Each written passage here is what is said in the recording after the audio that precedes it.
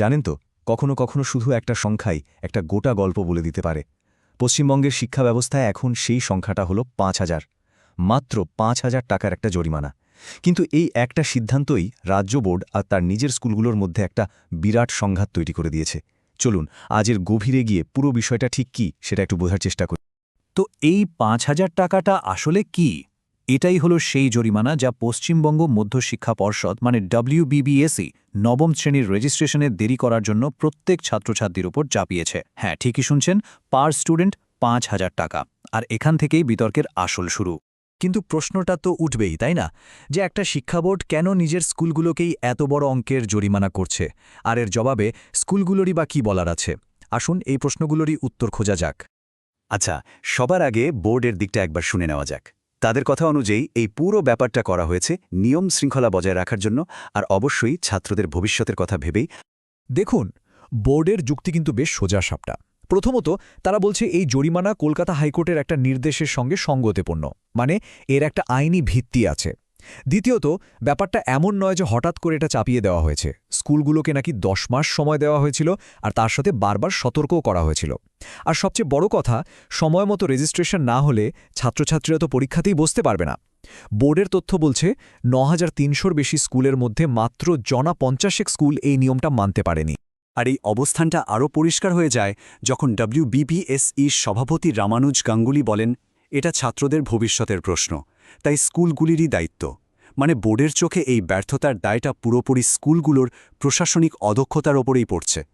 কিন্তু মুদ্রার তো সবসময় দুটো পিঠ থাকে, তাই না? যে স্কুলগুলোর উপর এই জরিমানা চাপানো হয়েছে তাদের আসল পরিস্থিতিটা ঠিক কি, চলুন এবার সেটা দেখা যাক। প্রধান শিক্ষক সমিতির সাধারণ সম্পাদক চন্দন মাইতির কথা শুনলে ছবিটা কিন্তু একদম অন্যরকম লাগে। তিনি বোর্ডের বিরুদ্ধে অভিযোগ তুলে বলছেন, বোর্ড একটি কর্পোরেট সংস্থার মতো আচরণ করছে। এটা এক ধরনের হয়রানি। দুটো একেবারে বিপরীতধর্মী বক্তব্য, তাই না? তাহলে স্কুলগুলোর দেরি হলো কেন? তাদের মতে সমস্যাটা অনেক গভীরে।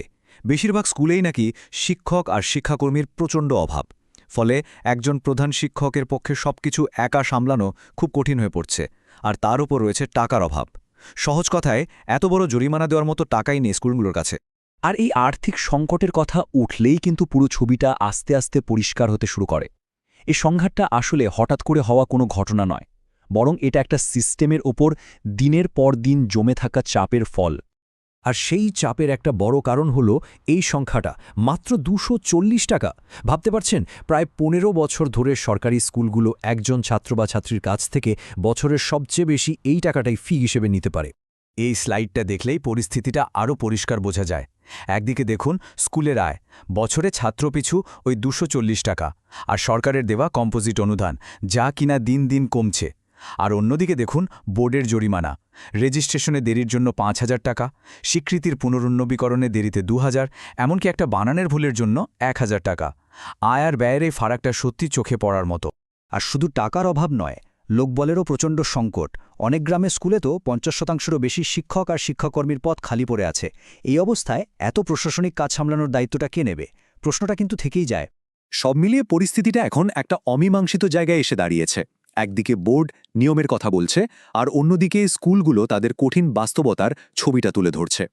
বোর্ড ভাবছে তারা প্রয়োজনীয় শৃঙ্খলা রক্ষা করে ছাত্রদের ভবিষ্যৎ সুরক্ষিত করছে, আর স্কুলগুলোর মনে হচ্ছে সিস্টেমের অবহেলার কারণে তাদের নিজেদের নিয়ন্ত্রণের বাইরে থাকা পরিস্থিতির জন্য তাদের শাস্তি পেতে হচ্ছে। দুটো দৃষ্টিভঙ্গি হয়তো যার যার জায়গা থেকে ঠিক, কিন্তু মাঝখান থেকে পুরো শিক্ষা ব্যবস্থাটাই যেন আটকে আছে। তাই শেষ প্রশ্নটা এখানেই এসে দাঁড়ায়, যখন প্রশাসনিক দায়বদ্ধতার সাথে একটা সিস্টেমের গভীর সমস্যার সংঘাত হয়, তখন তার আসল মূল্যটা শেষ পর্যন্ত কাকে চোকাতে হয়? ছাত্রছাত্রীদের, শিক্ষকদের, নাকি গোটা শিক্ষা ব্যবস্থাটাকে? আমরা যে প্রতিটি বিষয় আপনাদের সামনে এভাবে তুলে ধরি, তার পেছনে কিন্তু আমাদের গোটা টিমের ঘণ্টার পর ঘণ্টা গবেষণা আর অনেকটা পরিশ্রম থাকে। এটা আমাদের জন্য শুধু একটা কাজ নয়, এটা আমাদের ভালোবাসা, আপনাদের কাছে পুরো ছবিটা পৌঁছে দেওয়ার একটা চেষ্টা। আমাদের এই প্রচেষ্টা যদি আপনাদের ভালো লাগে, তাহলে লাইক, শেয়ার আর সাবস্ক্রাইব করে আমাদের পাশে থাকলে আমরা খুব খুশি হব। সত্যি বলতে, আপনাদের এই সমর্থনটাই আমাদের এগিয়ে চলার একমাত্র অনুপ্রেরণা। দেখার জন্য অসংখ্য ধন্যবাদ।